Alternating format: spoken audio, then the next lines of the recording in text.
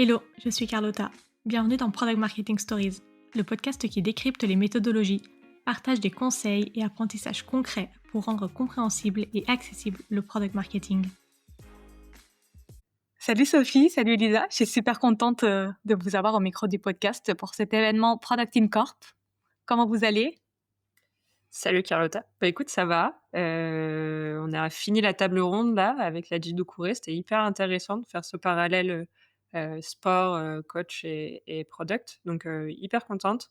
Et puis j'ai hâte d'aller voir aussi les autres ateliers parce qu'il y a plein de sujets sympas.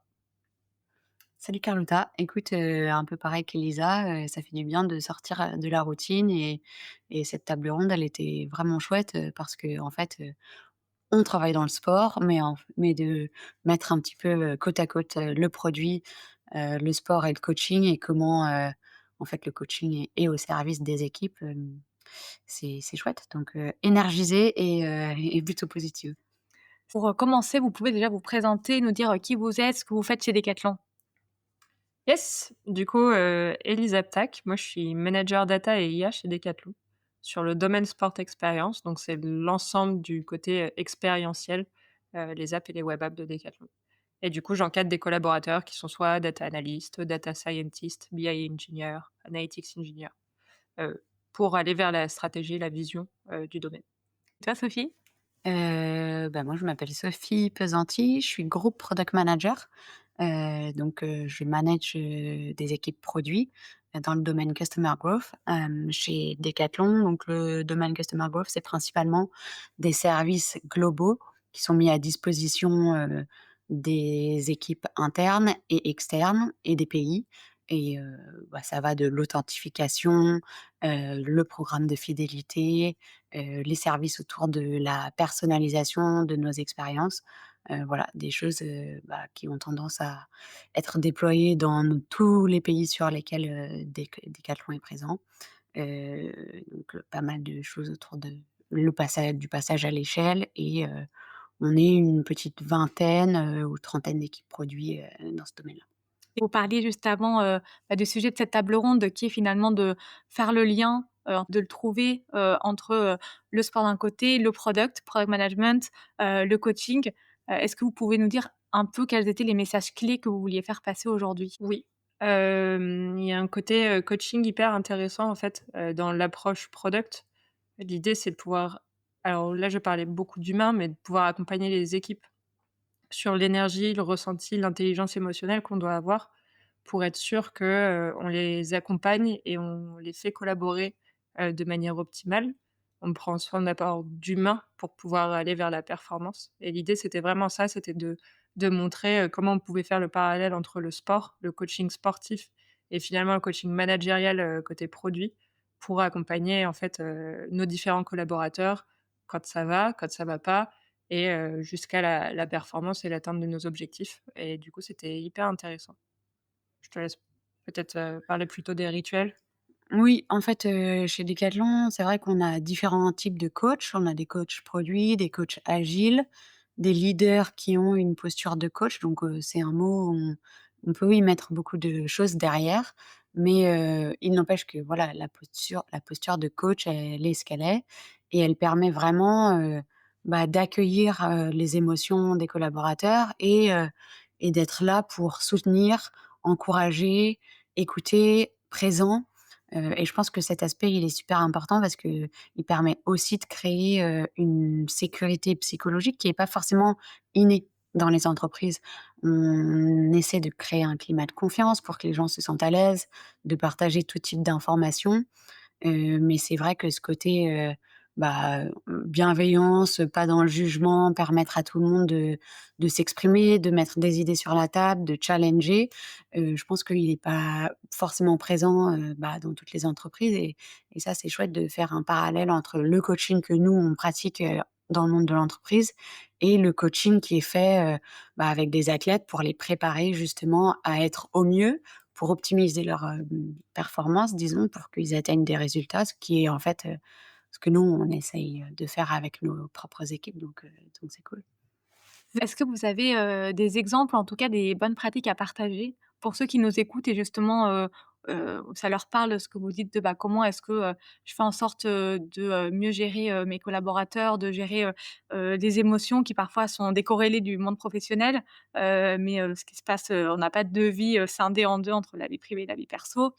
Comment est-ce que, concrètement, vous arrivez à le mettre en place? Moi, je dirais que c'est important de mettre des rituels avec l'ensemble de ses collaborateurs. Pouvoir prendre le temps d'échanger, de pouvoir prendre le temps de planifier. Une phrase que j'aime bien, c'est, «Si on est bien préparé, il y a pas de pression, il y a pas de stress». Et du coup, c'est beaucoup plus simple de pouvoir atteindre soit des objectifs, tendus, soit des objectifs tout court.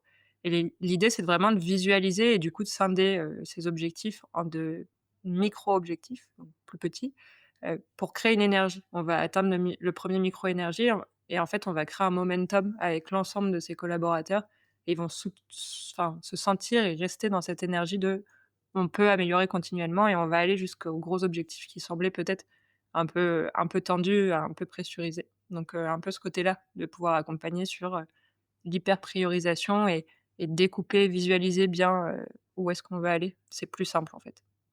Et peut-être pour ajouter à ça, moi j'aurais 2 aspects qui me semblent importants. C'est de toujours creuser un tout petit peu plus loin. Souvent, quand on n'a pas forcément le temps, on a des conversations qui restent en surface. Elisa, elle mentionnait les rituels. On a des instances qui sont toutes les semaines, tous les mois, tous les trimestres, en individuel avec, nos managers, disons, et c'est vraiment des moments qui sont propices au partage. Au partage honnête de ce qui se passe. Est-ce que les progrès sont là où on les attendait? Est-ce qu'il y a des sources de déplaisir au travail, des sources de plaisir? Comment on arrive à, identifier ces motivations-là pour qu'en fait le manager ait plus de clés pour mieux comprendre, la personne en face, et que aussi la personne se sente écoutée, et voilà, que la relation, se passe dans un climat bienveillant, dans le sens où parfois on reste en surface et on creuse pas, on dit: «Comment ça va?» Hop, on enchaîne sur le «Ça va et toi?» et bon, bah, on passe, au point qu'on voulait aborder. Je pense que parfois c'est bien de se dire: «Est-ce que comment tu vas vraiment?» et faire une pause, et voir, comment le collaborateur, bah, réagit en face. Et souvent, pour l'avoir pratiqué, il y a souvent des choses surprenantes qui sont évoquées, dites, qui touchent parfois au perso, mais pas tout le temps. Donc je pense que ces moments-là sont importants. Et ensuite, j'essaie de mettre l'accent, ou en tout cas de dire à mes équipes, qu'elles, mappent leur cercle d'influence. Pour moi, il y en a 3 qui sont assez clés. C'est le premier qui est le plus près de toi, c'est ta zone, de contrôle. Ensuite, tu as ta zone d'influence et ensuite tu as la zone de bruit. Et souvent, on perd beaucoup d'énergie à aller, chercher un truc dans la zone de bruit, alors que si on se focalisait sur la zone de contrôle pour, avoir, bah, des succès autour de soi, réaliser des actions, peut-être plus à court terme, et marcher comme ça en mode itération, voilà. Ça permet aux équipes de pas, mal utiliser leurs énergies, et ça permet de développer un esprit critique sur: «OK, il se passe tout ça dans mon contexte, sur quoi je peux agir, sur quoi je peux influencer et qu'est-ce que je dois laisser de côté parce que clairement, je vais au casse-pipe et ça vaut pas, le jeu n'en vaut pas la chandelle». Et justement, sur cet aspect, il y a, vous en avez un peu parlé tout à l'heure, il y a toute la difficulté de trouver les bons objectifs, et parfois un objectif, en fait, Mmh. qui va après, potentiellement, se mesurer en plus petits objectifs pour, en mode pyramide. Et souvent, on a du mal à prioriser, à dire: «Bon, bah, là, on se focus que sur ça». Est-ce que vous avez des conseils là-dessus sur, bah, comment gérer, parfois ça vient du haut, où il faut aussi, bah, quand on est manager, bah, faire le tri, faire le filtre, comment est-ce qu'on le gère? Et après le partager aux équipes et faire en sorte que tout le monde se sente aussi, bah, conscient et ait envie d'aller vers cette direction. Je pense que ça dépend du type d'objectif déjà qu'on souhaite atteindre et aussi de la vision qu'on veut donner. Dans le sens où, je trouve ça important d'y donner un impulse en tant que manager ou, GPM, produit. L'idée, c'est vraiment de se dire, «Je donne cet impulse de l'objectif, je pense que ça doit être ça. parce que peut-être, on se sera renseigné sur de la veille plus haut niveau, qu'on aurait peut-être fait plus de choses à expérience, du niveau de l'objectif qu'on souhaite atteindre. Par contre, ce qui est hyper important, c'est d'impliquer les équipes, leur donner du sens autour de cet objectif. On ne peut pas juste dire, «Ça, c'est l'objectif global et vous le suivez». Je pense que l'idée, c'est de se dire: «OK, je vais vous présenter mon objectif ou mes deux trois objectifs. J'ai besoin que vous me challengiez». Ça crée, en fait, un engagement. Moi, c'est ce que je fais avec mes équipes, du coup. C'est, quand c'est la période des OKR ou quand c'est la période, juste, des KPI même pour, de l'individuel, c'est: «Je pense qu'on devrait s'animer là-dessus, challengez-moi». Et donc on prend une demi-journée presque de workshop et on se dit: «Il me challenge». «Ah, c'est intéressant, mais» et cetera, et en fait, ça va créer un certain sens chez eux et un côté d'implication, sur l'objectif. Ce sera pas moi qui l'ai choisi, ce sera eux qui l'auront choisi parce qu'en fait, collectivement, ils sont venus tacler jusqu'à ce qu'on ait affiné au plus proche de ce qu'on pense être le bon, l'objectif final de l'équipe ou, de notre trajectoire. Nous, en tant que leader, on pose le cadre et l'idée, c'est que les équipes, soient en responsabilité et soient autonomes pour, justement se dire: «Bah, est-ce que c'est les bons et comment j'y contribue?» Après, après, il y a toujours du challenge qui peut être, amené, mais c'est vrai que les gros objectifs stratégiques en général, viennent du haut. Mais nous, on encourage quand même, les équipes à se poser des questions, à avoir cette réflexion-là de, l'impact en fait. Pourquoi on va chercher ces objectifs? Est-ce que les équipes comprennent bien le sens derrière et quel est l'impact désiré? Et en fonction de cette compréhension, il y a plein de méthodes, de tactiques, à mettre en place pour délivrer, sur ces objectifs-là et c'est ça qui amène un peu de créativité dans le process, en fait. C'est pas juste, je te dis: «Tu fais» et c'est plutôt, bah, ça part aussi de d'en dessous et il peut y avoir des choses qui émergent, heu on n'était pas au courant, au début du processus, mais au fil de l'eau, voilà, il y a des choses qui sortent et ça peut être aussi intégré dans le planning. Et pour finir, j'aimerais aborder, un dernier sujet avec vous qui est le sujet de l'échec qu'on peut retrouver que ce soit dans le sport, mais aussi, bah, au travail quand on n'arrive pas justement à atteindre, des objectifs, ou on se sent pas au niveau, de la performance qu'on aimerait avoir. Quel est votre avis sur, bah, ce sujet de l'échec? Comment vous l'abordez, aussi avec vos équipes? J'essaye d'apporter l'échec comme une clé, comme un apprentissage, en fait. C'est-à-dire que, oui, on s'est planté et on s'est planté bien ou juste un tout petit peu, mais du coup, qu'est-ce qu'on en a appris? Qu'est-ce qu'on en fait de cet échec? Est-ce qu'on va rester là et du coup perdre quelques semaines, quelques mois sur: «Ah ben, on aurait quand même pu faire différemment» et cetera? Pour moi, on doit prendre le temps de prendre un peu de temps, d'avoir cet apprentissage, de se dire: «Ah bah, on aurait pu faire comme ça» et cetera, et comme ça, la prochaine fois qu'on a ce cas de figure ou un cas de figure qui ressemble, qui vient en approche, on sait comment l'aborder. Et j'aime bien dire qu'il faut fêter ses échecs comme on fête ses victoires, en fait. Bah, faut dédiaboliser le mot échec. On y met beaucoup de négativité, beaucoup de: «Ah, tu vois, là, c'était un énorme échec», tu vraiment l'impression que tout s'est arrêté. Alors que pour moi, c'est quelque chose qui, justement, qui te temporise pour aller plus vite ensuite. Donc j'aime bien dédiaboliser ça aussi en disant qu'il faut les fêter, les échecs, et en rire parce que ça permet aussi de se dire, «OK, on rebondit, quoi, c'est tout». Voilà, pour moi. Moi, je vois ça comme un petit deuil.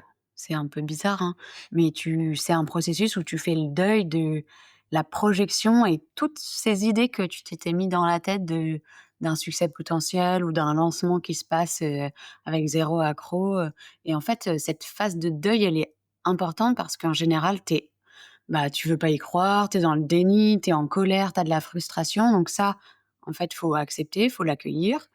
Faut, comme tu disais, laisser passer un petit peu le temps parce que, bah, c'est normal, c'est des gestes d'émotions qui arrivent et puis après, bah, il y a la phase de l'acceptation, et de: «OK, on prend du recul. Qu'est-ce qui s'est passé?» Comprendre, le pourquoi on est arrivé là.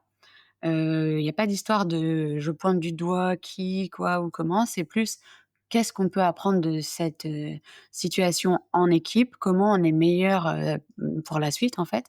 Et vraiment, oui, se dire qu'on grandit et il y a une phrase que j'aime bien, c'était une de mes amies, ouais, une collègue de travail qui est devenue une amie qui me l'avait dit, c'est: «Tu repars jamais de zéro après un échec, tu repars d'expérience» et en fait, c'est exactement ça, c'est toute ta vie, tu construis tes petites marches, tu fais ton chemin et même si tu te plantes, en fait, tu continues de les construire ces petites marches, et je pense que, même si on le voit pas, au moment T où, le boubou se passe, il y a toujours des choses, positives donc faut arriver à voir un petit peu plus long terme et à rester dans ce mindset-là. Oui et je pense qu'en plus dans l'environnement de travail, il y a, souvent aussi un côté d'ego où, bah, il faut l'assumer en fait derrière cet Oui, échec. vraiment. Et du coup, comment est-ce qu'on l'assume, auprès de nos collaborateurs, auprès de quand on est leader, bah, auprès de ses équipes? Parce qu'on se dit: «Bah, je vais perdre la face potentiellement». Donc c'est vrai que aussi le fait de se dire, bah, en fait on co-construit des objectifs, bah, c'est vrai, ça fait qu'après la responsabilité elle est commune, Oui. et du coup, c'est moins à porter personnellement le fait d'avoir, loupé, un lancement, loupé, peu importe, et bah, on se sent aussi, bah, tous au honneur de «cet échec» entre guillemets et de, bah, qu'est-ce qu'on fait après quoi? Et qu'est-ce qu'on fait plutôt que qu'est-ce que je fais? Oui, c'est ça et puis il y a quand même un suivi aussi des progrès, des livrables, de comment les choses avancent donc en général, c'est pas non plus quelque chose qui sort de nulle part et pouf, c'est un échec. C'est soit on arrive à l'empêcher ou si ça arrive quand même, bah, on en tire, des expériences mais en tout cas la responsabilité est collective et le droit à l'erreur, en plus je pense chez Decathlon est quand même, bien accepté et en tant que leader, je pense qu'aucun des leaders n'a de problème à dire, «Non, j'ai été mauvais» ou «J'ai vraiment, foiré ce truc», j'explique et en fait, je mets en lumière, je partage mon expérience pour que ça serve d'autres. Mmh. C'est plutôt dans cet aspect-là, je pense que chez Decathlon, en tout cas, bah, on essaye de grandir ensemble. Et je pense que c'est important dans cette position de leader de montrer que c'est OK d'avoir un échec, d'avoir eu un échec, d'être on est l'image en fait aussi de ce qu'on envoie et Mmh. on manage des gens, c'est pas pour rien et il faut montrer qu'aussi c'est totalement normal de pouvoir aussi se planter de temps en temps donc il faut le montrer. Il faut le même si c'est la responsabilité de tout le monde, il faut, quand c'est majorité de ta personne qui a échoué, il faut le montrer. Merci beaucoup pour, ces, retours d'expérience et tous ces insights. Je suis sûre que ça va aussi dédramatiser, tous ces sujets de l'échec, donner des idées sur, bah, justement comment est-ce que j'approche, la définition d'objectifs, aussi ma position de leader. Donc merci encore pour, votre temps les filles et bah, je vous souhaite une bonne après-midi, avec tous les ateliers qui arrivent cet après-midi. Merci Carlotta, avec Merci plaisir. Carlotta. Merci d'avoir écouté cet épisode jusqu'au bout. Si l'épisode t'a plu, n'hésite pas à le partager sur LinkedIn en me taguant. Tu peux aussi me soutenir en laissant un avis 5 étoiles sur Apple Podcast et me laisser un commentaire. Ton aide est précieuse pour m'aider à faire connaître Product Marketing Stories et aussi m'encourager à créer davantage de contenu. Alors merci